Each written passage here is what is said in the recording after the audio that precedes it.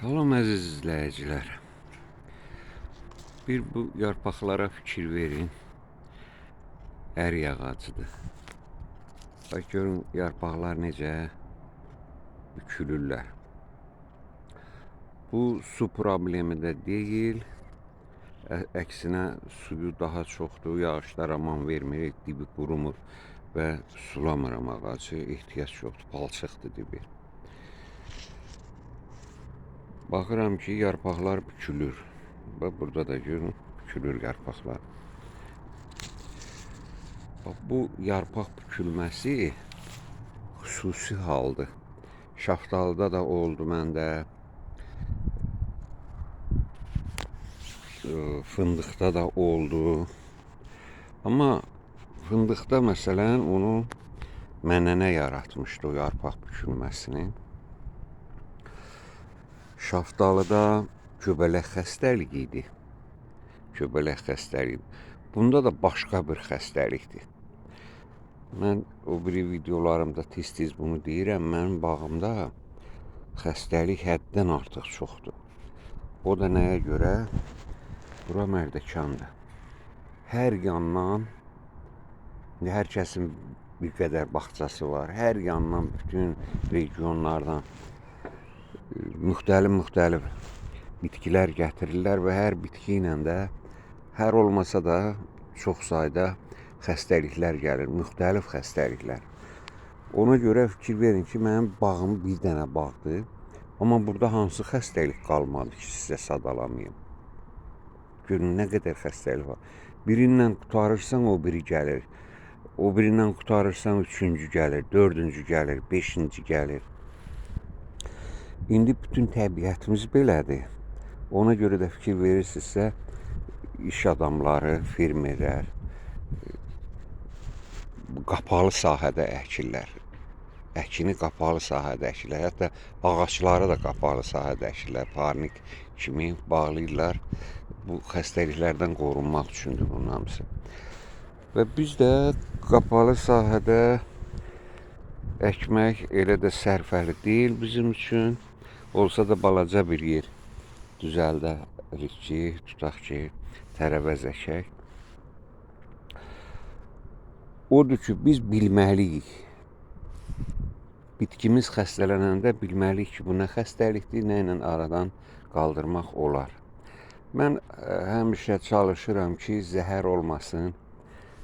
Təbii aptek dərmanlarından, türkəçara üsulla aradan qaldıraq və bu təcrübəmdə gördüm ki, prinsipcə mümkündür bunu eləmək. Amma çox əziyyətlidir. Elə xəstəlik var, rahatdır, elə xəstəlik var, əziyyətlidir. Məsələn, göbələk xəstəlikləri çox çətindir, çox əziyyət tələb eləyir. Ancaq o həşəratlarla mübarizə aparmaq olur. Bu şərtdə ki, gərək biləsən, bu nə xəstəlikdir. Axı, indi bu ərikdəki bu xəstəlik tək ərikdə deyil, məndə alçada da var. Hətta xatırlayırsınızsa, o daimi abunəçilər xatırlamalıdır. Xiyar pomidorda da var idi bu xəstəlik. Və onun aradan qaldırmasını da təcrübə olaraq göstərdim mən. Bor turşusu. Xiyara vurmuşdum, bor turşusu. İstəsəz videolar var, açıb baxa bilərsiniz. Necə saralmış yarpaqlar, necə gümrahlaşdı, necə çiçək tökdü. Belə çox effektli bir şey alındı. İndi bu ağac da məndən bor turşusu istəyir. Bax, bu ərik ağacı. Mən kəsdim budağını hər ehtimala qarşı ki, ağacın gücü çox olsun, qurumasın. Və indi bunun dibinə bor turşusu vuracağım. Suda qarışdırıb 1 litrə 1 qram hesabı ilə bunu çiliyəcəm. Dibinə yox, dibinə də düşəcək yəqin biraz. Çiliyəcəm buna bor turşusunu. Bütün bağımda torpağım elədir ki, bor çatışmamazlığı var. Çünki hiss eləyirəm onu. Nə əkirəm, solğun olur yarpağı. Ta ki o vaxta qədər ki, ona bor vermirəm.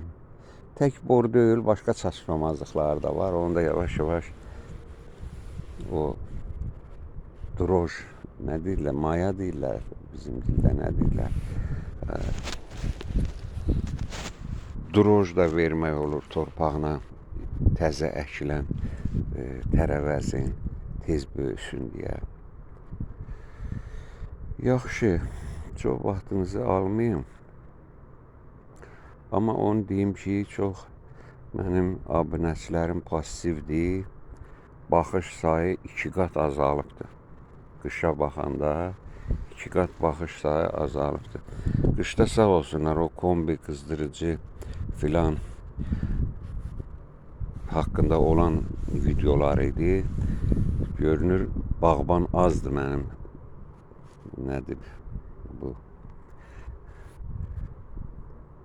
kanalımda.